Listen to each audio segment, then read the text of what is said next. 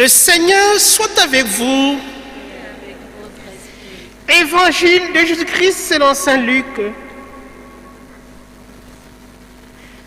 L'an 15 du règne de l'empereur Tibère, Ponce Pilate étant gouverneur de la Judée, Hérode, prince de Galilée, son frère Philippe, prince du pays d'Iturie et de Traconitide, Lysanias, prince d'Abilène, les grands prêtres étaient Anne et Caïphe. La parole de Dieu fut adressée dans le désert à Jean, fils de Zacharie. Il parcourut toute la région du Jourdain. Il proclamait un baptême de conversion pour le pardon des péchés. Comme il est écrit dans le livre du prophète Isaïe, à travers le désert, une voix crie « Préparez le chemin du Seigneur, aplanissez sa route. » Tout ravin sera comblé, toute montagne et toute colline seront abaissées. Les passages tortueux deviendront droits, les routes déformées seront aplanies, et tout homme verra le salut de Dieu. Acclamons la parole de Dieu.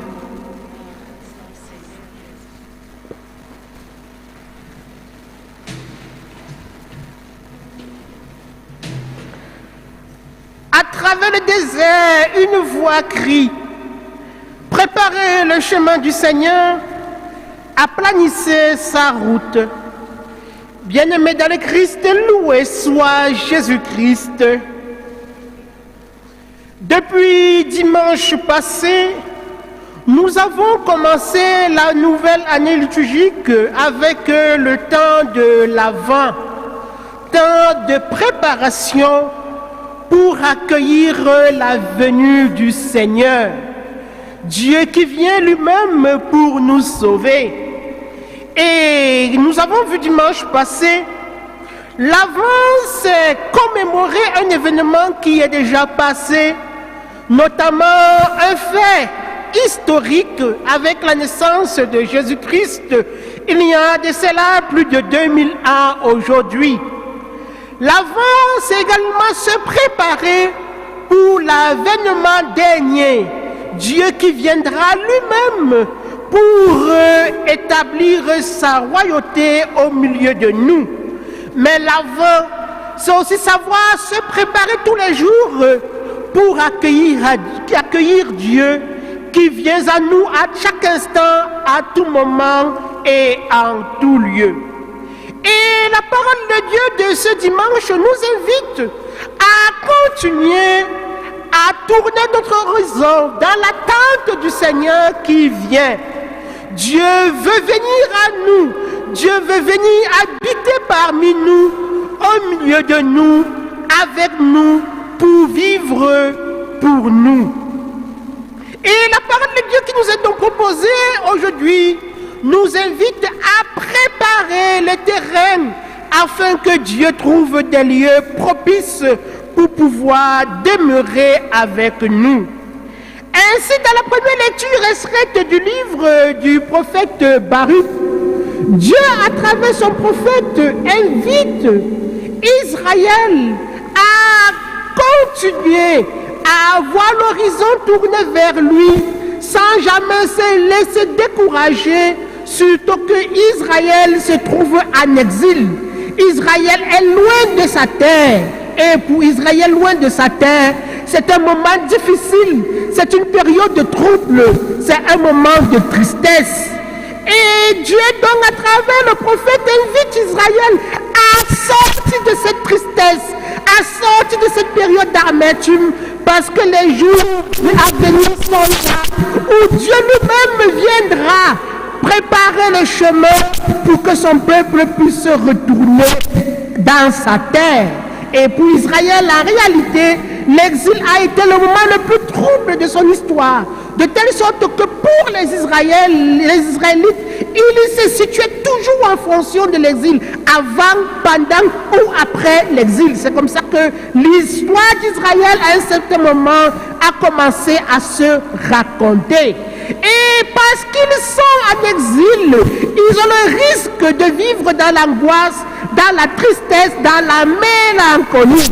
Et c'est pourquoi le Seigneur invite Israël à travers le prophète à sortir de cette forme de vie triste pour mener une vie de justice. Et c'est pourquoi Jérusalem sera appelée la cité de la paix.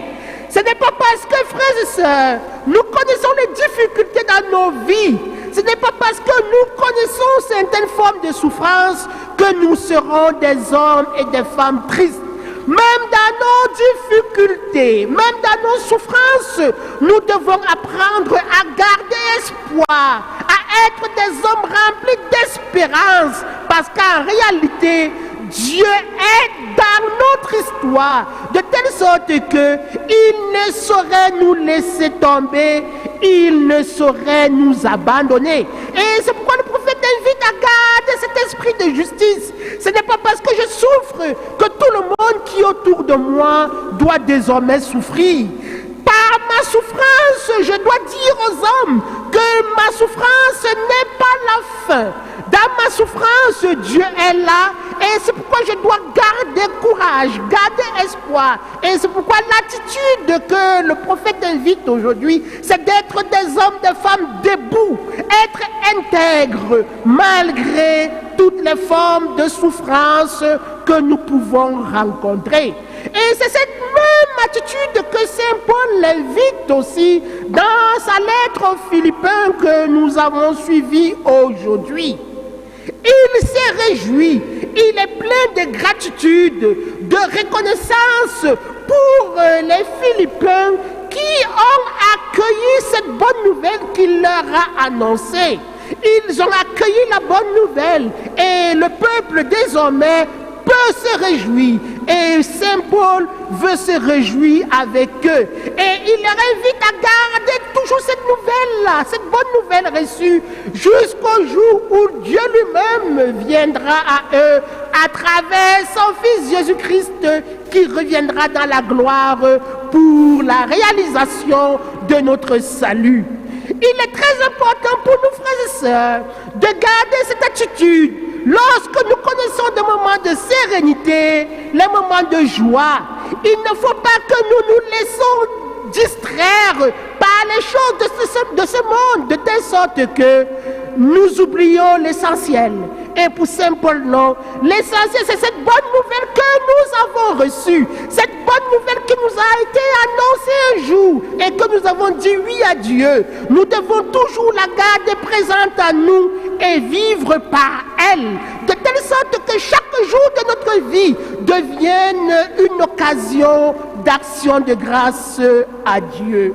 Et dans l'évangile que nous avons suivi aujourd'hui, nous voyons une nouvelle figure émerger, et une figure qui va nous accompagner durant ce temps de l'Avent, la figure de Jean-Baptiste. Dans le temps de l'Avent, nous avons trois figures par excellence. Isaïe, dans l'Ancien Testament, qui annonce la promesse qui viendra bientôt.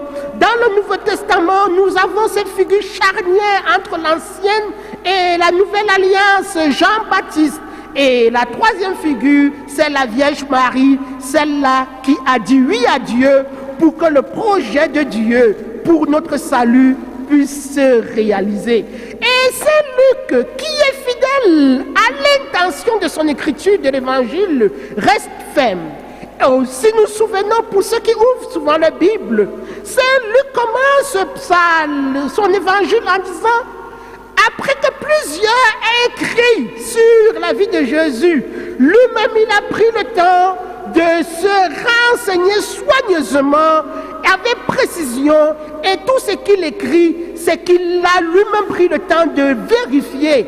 Et c'est pourquoi c'est Luc situe Jean-Baptiste dans un contexte historique précis, pour dire en fait que Jésus-Christ que Jean-Baptiste va annoncer n'est pas une invention, comme des hommes ont souvent voulu nous faire croire que Jésus c'est une idée, Jésus c'est un concept, ou Jésus c'est un grand maître de on ne sait quoi. Jésus-Christ est un personnage historique vérifiable.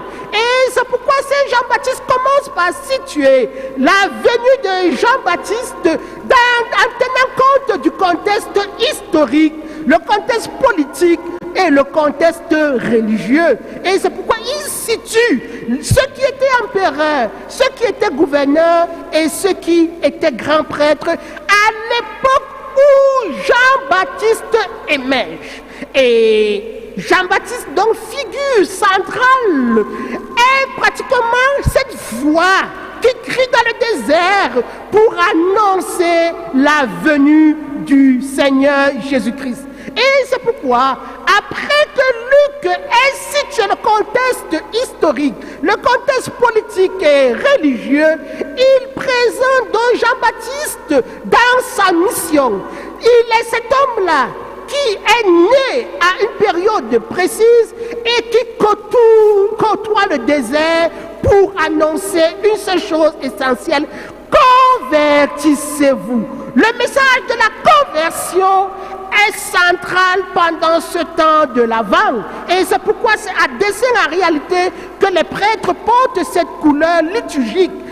L'Église nous propose cette couleur parce que c'est la couleur de la conversion, c'est la couleur du changement. Se convertir de quoi? Se convertir de nos péchés, se convertir de tout ce qui dans notre vie ne correspond pas à ce que Dieu attend de nous. En réalité, c'est ce que signifie le mot conversion. La conversion signifie métanoïa, c'est-à-dire changer de cap, changer de direction. Et changer de direction ici, c'est quitter dans notre monde de péché, dans notre monde de ténèbres, pour accéder à l'admirable lumière que Dieu lui-même vient nous révéler. Et qu'est-ce que Jean-Baptiste nous dit donc aujourd'hui? Il nous invite à préparer le chemin. Préparer le chemin afin que Dieu puisse venir passer, et pas seulement passer pour partir, mais venir pour demeurer dans nos vies. Nous tous, un jour, nous avons peut-être fait l'expérience des routes mauvaises, surtout pour ceux qui peut-être sont véhiculés. Nous savons comme il est difficile d'atteindre notre but parce que la route n'est pas praticable. Lorsque les collines nous séparent, il est difficile de nous rejoindre, de nous rencontrer, de nous voir. Lorsque les routes sont concassées ou sont remplies de ravins, il est difficile d'aller de l'autre côté. Et c'est pourquoi Noël, la réalité, c'est la fête de la rencontre entre Dieu et l'humanité. Mais il ne s'agit pas seulement d'une dimension verticale avec Dieu, mais la parole de Dieu nous invite aussi à la rencontre avec nos frères et sœurs, d'où la dimension horizontale, la question sociale. Nous sommes donc invités à préparer ce chemin. Qu'est-ce que c'est? Il ne s'agit pas seulement des routes physiques que nous rencontrons tous les jours, les routes qui nous entourent, mais il s'agit d'entrer dans nos cœurs. Et c'est pourquoi aujourd'hui, Jean-Baptiste est situé dans le désert. Le désert, c'est donc non plus seulement ce lieu physique, mais être capable d'entrer en nous pour redécouvrir Dieu, parce que c'est le lieu de la rencontre de Dieu, mais c'est aussi le lieu de la tentation, c'est le lieu où nous devons découvrir nos faiblesses, découvrir nos péchés. Nous sommes donc appelés aujourd'hui à entrer dans nos déserts, c'est-à-dire à entrer dans nos vies pour découvrir comment sont les chemins qui conduisent à Dieu. Être capable de faire un examen de conscience pour voir si ma vie est remplie de montagnes, cette montagne d'orgueil, cette montagne de cupidité, cette montagne d'avarice qui m'empêche de regarder mon frère qui est à côté de moi, qui m'empêche de regarder ma soeur qui est à côté de moi et qui a besoin de ma présence, qui a besoin d'un seul mot, d'une seule attention, d'une seule écoute ou d'un seul geste. Il s'agit aussi de regarder les collines qui sont à nous, les ravins, ces creux, c'est-à-dire ces lieux obscurs, ces peurs qui nous empêchent de sortir de nous-mêmes pour aller vers l'autre qui m'a fait du mal. C'est donc être capable, en préparant le chemin du Seigneur, de prendre conscience de notre nature pécheresse, être capable de prendre conscience de nos faiblesses, de nos péchés, de nos misères, pour nous convertir, c'est-à-dire sortir de ce carcan obscur qui nous empêche de manifester Dieu à nous.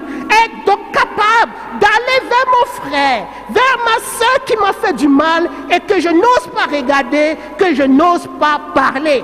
Être capable de renoncer à ce péché que j'ai à moi, souvent que je caresse en appelant péché mignon. Donc, être capable de me libérer de cela pour vivre à moi la plénitude des enfants de Dieu.